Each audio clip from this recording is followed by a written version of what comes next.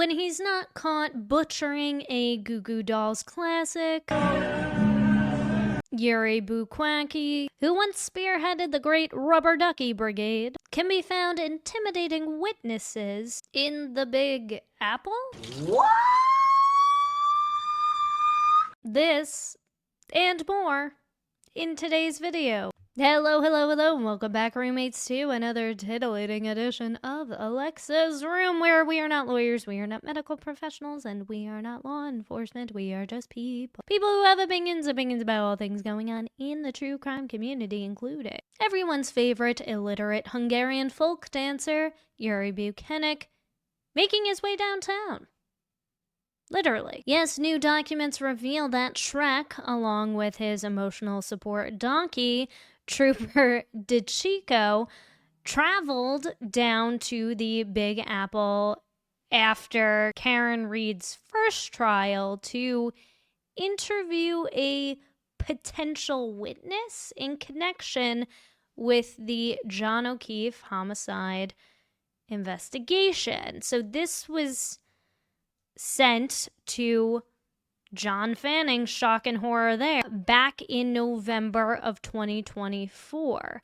So it says, on Wednesday, November 13th, 2024, Trooper DeChico and I, who Trooper DeChico, as we learned, recently got moved out of Norfolk County, traveled to Manhattan borough of New York City for the purpose of interviewing a potential witness in connection with the John O'Keefe homicide out of Canton. Because of congestion and limited parking in that section of the city and the multiple trips required to accomplish the mission, we utilized Uber for local transportation. I mean, to be fair, probably cheaper than a cab. And also now there's, I think, tickets that you can get based on congestion. If you're sat in traffic for a certain amount of time, you get charged more money, which is absolutely ridiculous. But to be fair, in Manhattan, you could take a subway, which would be cheaper than Uber. And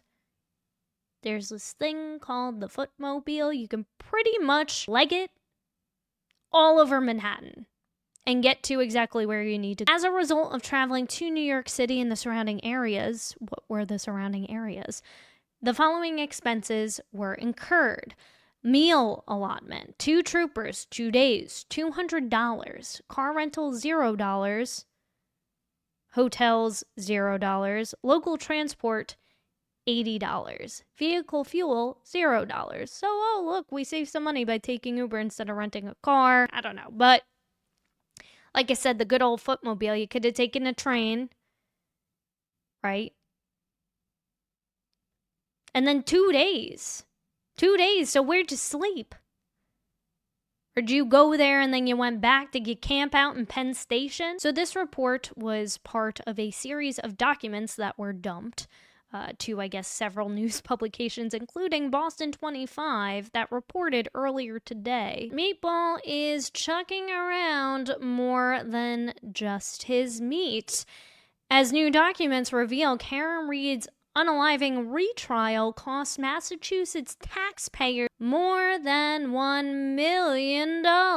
According to records obtained by 25 Investigates on Wednesday, $1.4 million was the total price tag for Karen Reed's conviction of drunk driving, which is probably the most expensive OUI case that Massachusetts, at the very least, has seen, if not in this country's entire history. $566,000, that's enough to buy a house in Central Islip on Long Island, went to Special Prosecutor Hanklin Breenan for the Norfolk District Attorney's Office and his firm to prosecute or persecute the retrial. The other $863,000 plus went to experts' investigative work, I guess like the investigative work that was performed by Yuri Buquackie and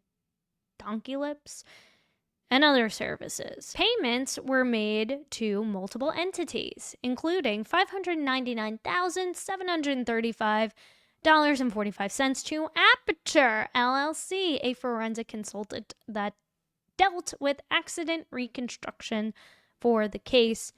I personally blame the tariffs on paint. Hexordia, which sounds like a delicious Mexican dish, was responsible for digital forensics, was paid nearly $45,000 for its services, the second largest sum. I think this was more than what ARCA even cost too, weren't they? $44,000?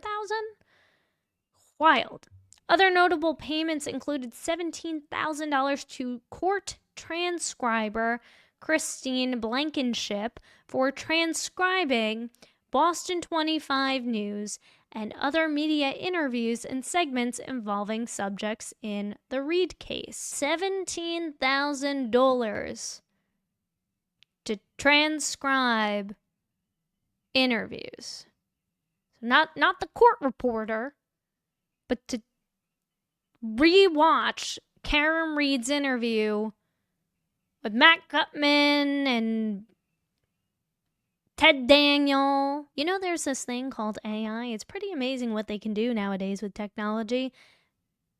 Jabba, talking to you.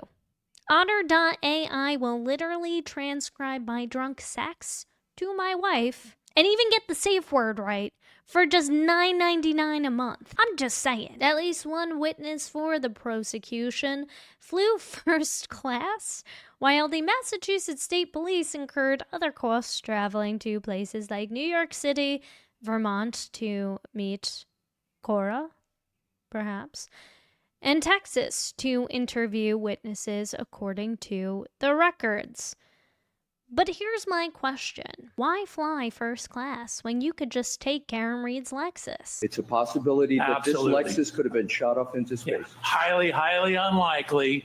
But again, you're asking an engineer about possibilities and probabilities. Let's get back to reality. I mean, aside from acting as the current mobile home for the recently unemployed Shanna Bagel, that thing's got great mileage. Didn't Dr. David Boreanaz drive his own truck from Pennsylvania to Dedham when he was either called to testify or for voir dire or for both? And I get that, Judd Walter's on the other side of the country and Shanna Bagel was in Texas, but and not everybody can do #van life, but first class? Really? So of these witnesses or witness who flew first class was Dr. Isaac Wolf, MD, wonder if he knows Uncle Touch-Up, who was paid $20,000 for his testimony in Karen Reed's retrial and another $8,000 for prep.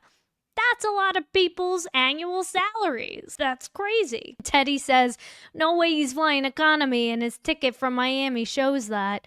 Well, so let's say he's got the receipts. Oh, maybe he knows Uncle Touch-Up.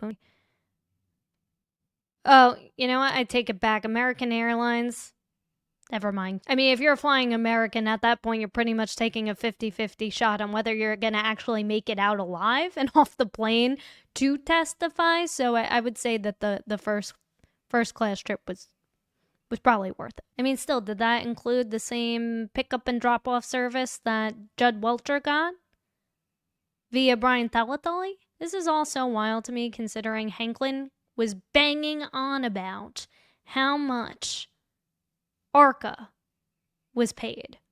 Meanwhile, it seems like out of the $1.4+ million that Norfolk County shelled out, complimentary of the taxpayers, there's a fraction of everything. But hey, if that's not disturbing enough, $10,000 of that $1.4 million was allocated to hiring a firm whose scope of work was essentially to spy on the social media accounts of jurors in the retrial. You could have just had Kate Peter do that for free. You're already Cashapping her, what? Just add it into her monthly rate. She's a freelancer, for God's sake. So this was reshared by Kyle Sharkey. I think this is from Melanie Littlestream. So make sure you go check that out if you missed our live stream. Seed in Law will provide lawful and ethical research assistance related to juror selection in the Karen Reed trial. Our work will include researching 150, I don't have my glasses on, prospective jurors provided by you at or around 4 p.m. Eastern Standard Time beginning on or around Friday, April 4th, 2025. Our work will commence between Friday evening and Monday morning. The results of our searches will be delivered prior the following business day. The scope of our research will include social media searches to identify any potential bias or prejudice for or against the defendant. Well, how do you feel about all that, Norfolk County taxpayers? Probably not that great. Probably not that great, but rumor has it that Meatball will not be returning for season 137,000. So I guess that's good. I not really sure how the other prospective district attorneys are currently looking, but hopefully, I feel like at this rate, anybody's better, I guess. But yeah, man. There we have it. If you enjoyed today's content, make sure you hit that subscribe button. Make sure you hit that notification bell so you don't miss the next video from me. And remember, this Sunday we got our first Sunday soup, which I'm super excited about. We'll be covering a plethora of different stories. Some may include some of the topics that we talk about during the week, but mainly stories that we just haven't gotten to or that especially need a spotlight. So make sure you get them notification bells so you don't miss that Sunday Soup, episode 1 from me. Thanks so much for watching, and until next time. We, the jury, find as follows as to count 1 of the indictment, first-degree murder. The defendant is guilty of first-degree murder.